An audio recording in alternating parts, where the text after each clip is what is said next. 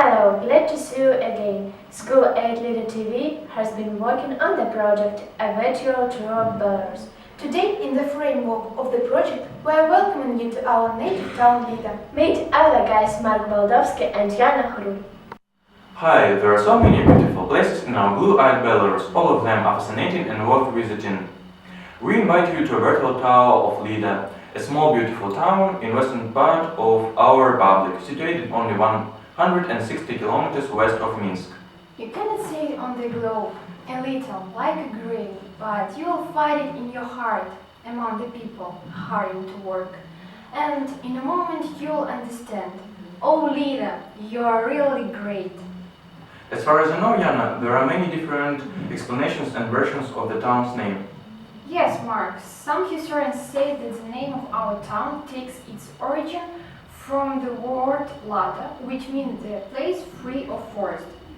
So I know another story of the name of our town.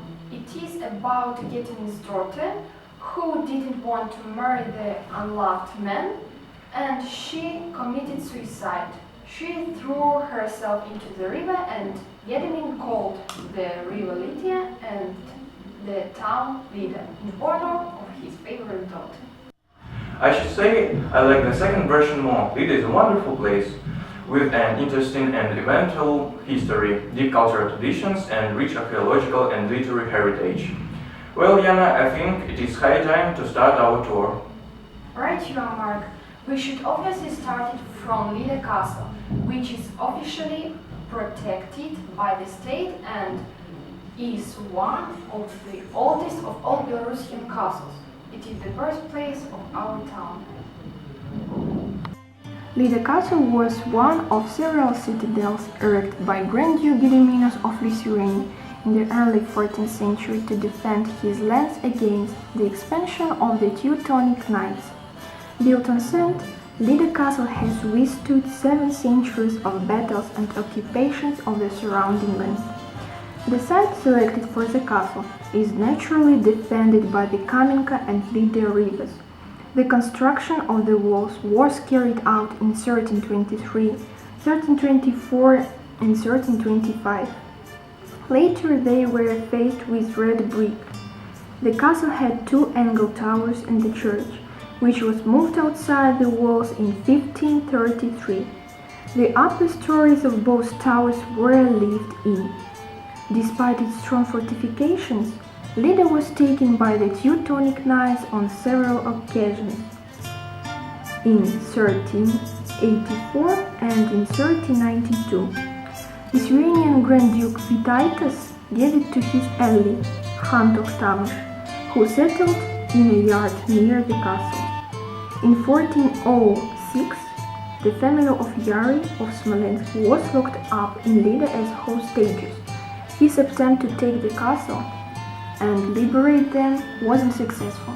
In 1433, Lida was a point of contention between Swedish Gyla and his cousin Sigismund Kęstutis. The following decades were somewhat less stormy. Lida was ravaged by the Crimean Tatars in 1506, and it was stormed by the Russians during the Russo-Polish War in 1659. In 1794, the castle grounds were the site of a battle between Kostyuszka's followers and the Russians. After the city fire of 1891, the southwestern tower and parts of the western wall of the castle were torn down to provide stone for repairing fire-damaged houses. A team of archaeologists from St. Petersburg intervened to halt vandalism. There was only a slight restoration of the walls in the 1920s. The reconstruction of some of the castle walls began in the 1920s. On the 22nd of January in 1940, the castle of Lida was awarded the status of an archaeological monument, and in 1953, the castle was taken under state protection. During much of the 20th century, an itinerant Jew or Sekas occupied the castle compound. Every December, a Christmas tree was placed within the walls. It was not until 1982 that a restoration campaign was launched. The red brick was used to denote the newly reconstructed sections. Significant restoration was held in 2010. Today, Lida Castle is an all-season tourist attraction, drawing thousands of visitors from different countries every year. Tourists have an opportunity to attend performances in the walls of the castle. The most popular of them is Jagaila's wedding. It helps understand people's life and historical events of that time.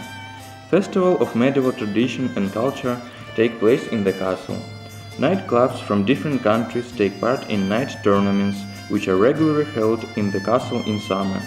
Every year, a well-known group Fire Ravens present their fire shows, which attract visitors from all over the world. In wintertime, the inner yard of the castle, an area 80 meters by 80 meters, is converted into the ice skating rink. Today, Lida is more than ideal for tourism and leisure town. A lot of monuments have been erected in Lida in honor of the most notable events and people. So tourists will have a great number of impressions connected with the history of the town, as well as with modern periods of people's life. Periods of calm, peaceful life alternated with periods of merciless war. During the history, our town was burned and revived from ruins and ashes. Despite all the difficulties, it lived, grew, and developed. A monument to Adam Mickiewicz is near school number 4. School children and residents of our town come here to lay flowers to the monument of this great poet. The monument to Belarusian enlightener Francisc Scarina was made by the sculptor Januszkiewicz.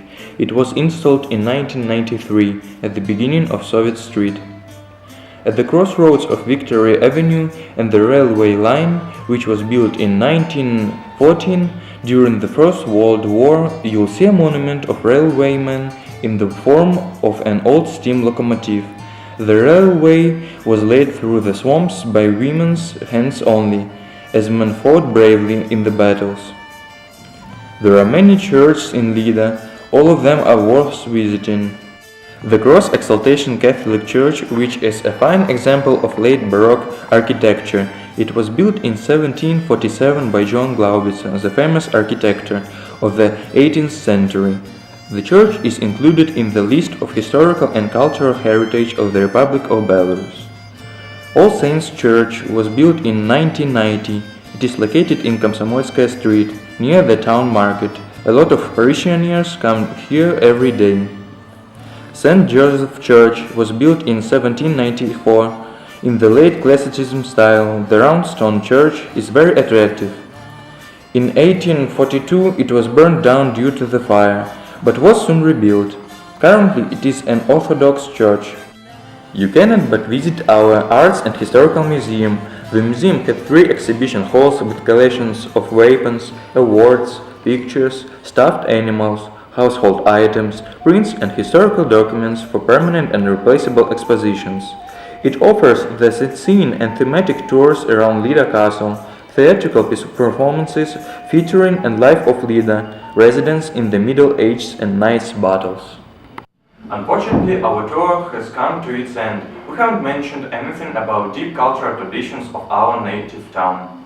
But we strongly believe that this site, Welcome to Lida, created by our pupils, will give you much fuller impressions about our flourishing and attractive town.